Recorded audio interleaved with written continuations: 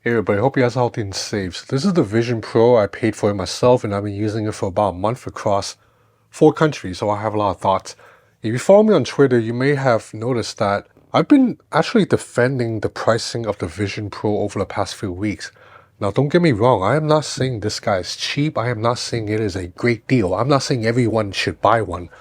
But all I'm saying is that people cannot just make sweeping comments saying this is absurdly priced or ridiculously overpriced or that people are stupid to pay $3,500 for this. Because first of all, you can't call something overpriced if there's not a direct comparison. Meaning, if there's nothing else like it on the market right now, then against what are you comparing? Like if I go to a movie theater and I see that they charge $6 for a cup of soda, I can say definitively that is overpriced because I can go to a supermarket and get a cup of soda for $1. But the Vision Pro, there's nothing else like it right now. The closest is the Meta Quest 3, and they're not the same thing. This one has superior hardware and superior software because it has Apple's ecosystem and services, which actually matters. I know a lot of people dismiss it, but it does matter. And take it from me, I am not an Apple fanboy. I carry an Android phone most of the time. If you know me, you know I am not an Apple fanboy. So when I say Apple's ecosystem matters, it actually matters. So that's the first thing.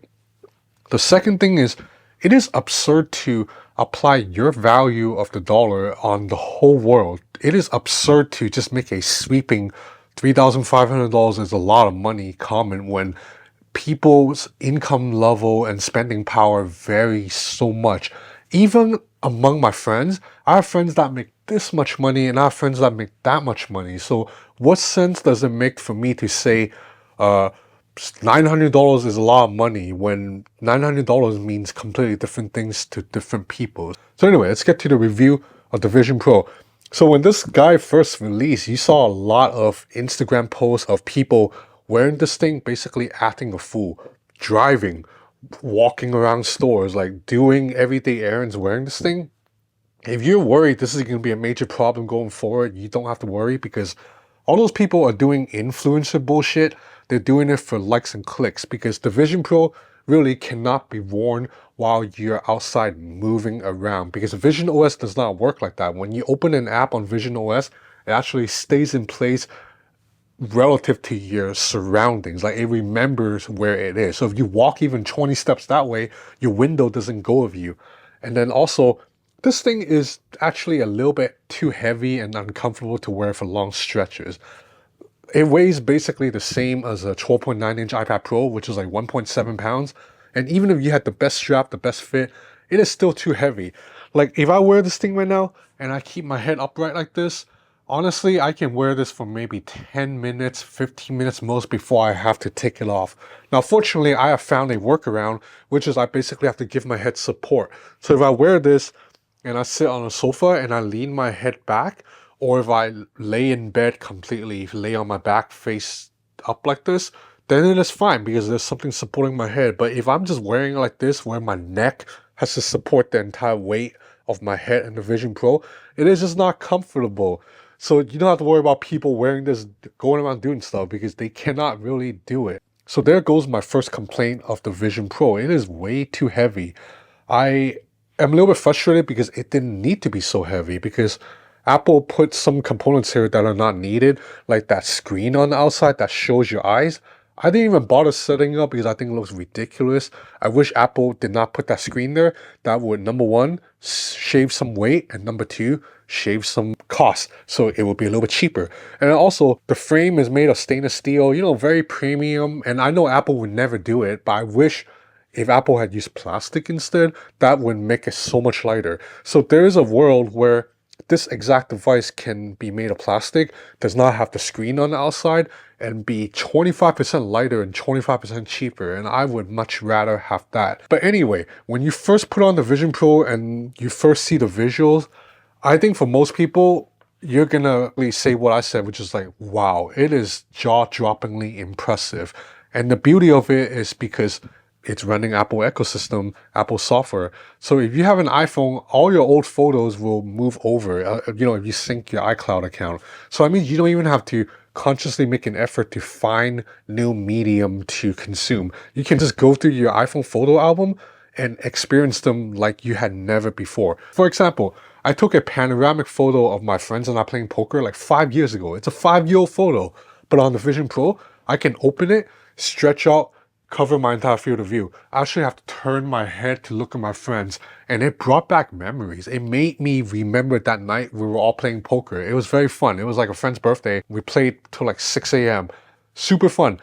I've seen that photos many times on my iPad, on my Android phone, on my iPhone, and it's just a photo until you see it on the Vision Pro completely span across, and it almost like I went back in time. It brought back memories. Even if it's not a panoramic photo, if I'm watching an old video shot with an iPhone or an old photo, it just feels larger than life because you can open a window that opens up like covering my entire field of vision. I want to say it feels like it's like 5 feet tall by like 3, 4 feet wide. So it really feels life-size. That alone could be worth the money for some people. And I've been very lucky. Let me knock on wood. I haven't had any like personal tragedies yet. But for people who may have lost a loved one, or if they have a dog that is no longer here, if they wear the Vision Pro and they see like an old photo, old video of their parents or their dog, they might start crying because it is very moving to be able to relive your memories, your visuals in such immersive view. And also, of course, you can watch videos with it. So I watch a lot of YouTube videos on it, and it's awesome to be able to open a YouTube video so big. And I like the spatial aspect of it. You can pin it to certain spaces. So a lot of times I'll have a YouTube video here, I'll have my photo gallery here, I'll have like a website Safari running right here, and I'm just like looking around. Feels like I'm surrounded by screens, and the screen quality looks good. I'm not going to go into the technical details about like resolution PPI, but they're sharp enough that even when you're watching a YouTube video, you open it up all the way, it looks crisp. And it's just surreal, the fact that the window stays in place, so you can kind of walk into it. You can kind of walk up to a video or a photo and look at it from the side, look at it from the back, and see it from angles that you've never experienced before. Unfortunately, consuming media is the bulk of the use cases right now because there are just not a lot of apps available for the Vision Pro right now. Out of the box, you have like 6 or 7 apps. It's actually kind of jarring how you have the home screen grid of apps and then you swipe through once and then already there's like nothing else. You have to go into the app store to download more apps, and there are just not that many right now, but there are already some good ones and I'm already seeing improvements. For example, for gaming, there's not a lot of games right now, but the 2 that I downloaded, Jetpack Joyride and this music beat game, it's very fun. Like Jetpack Joyride, the game's a little bit basic, but I'm playing in this virtual world that's completely interactive. And the music beat game, it is awesome. It's like Guitar Hero. It's like a beat rhythm game, but instead of tapping a button, you're moving your hands to hit these little music balls that are flying at you, and you're in this kind of futuristic world. It looks surreal. It looks, again, very immersive. So by now, I think all you guys already know this. You navigate through Vision OS with your eyes and your hands just pinching. So there's cameras inside to track your eyeballs, and it is so accurate. It feels almost magical. Like you just look at the thing and to highlight that menu. Even if you're typing a keyboard, the keyboard floating on screen is smaller, but you can still just use your eyes to pick out the keys.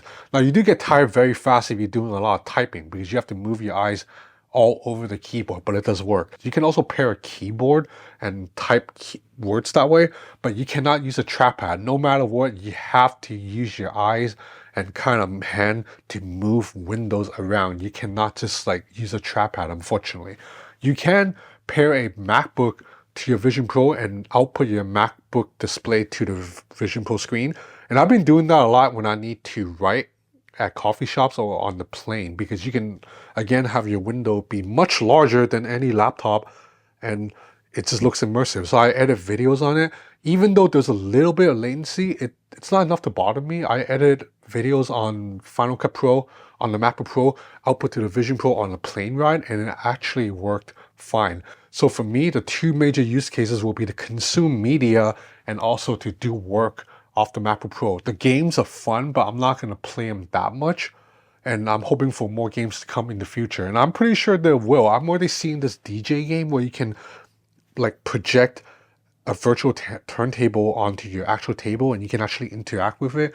So there's gonna be a lot of stuff, and that's a beauty of Apple ecosystem, because Apple is the most powerful tech company in the world, maybe the most powerful company in the world. So app developers will want to make apps for the Vision Pro.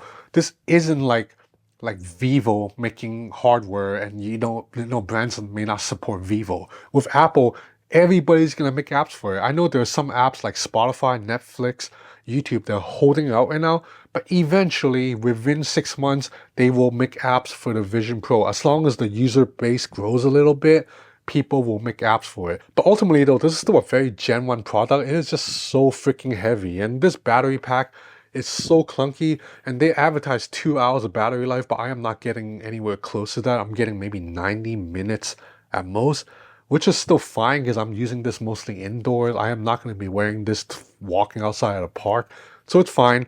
But this feels like Gen 1. But I still have no regrets paying my own money for this. This is bleeding edge technology, offering experiences that I've never had before. So yeah, that's about it for this review of the Vision Pro. I hope you enjoy this content. If you did, please subscribe to my channel. I'm gonna have a lot more coming, including a review of the 15-inch MacBook Air, Xiaomi 14 Ultra, which I'm super excited about, and the Asus upcoming smartphone too. So there's a lot coming. So stay tuned. That's it for now. Thanks for watching.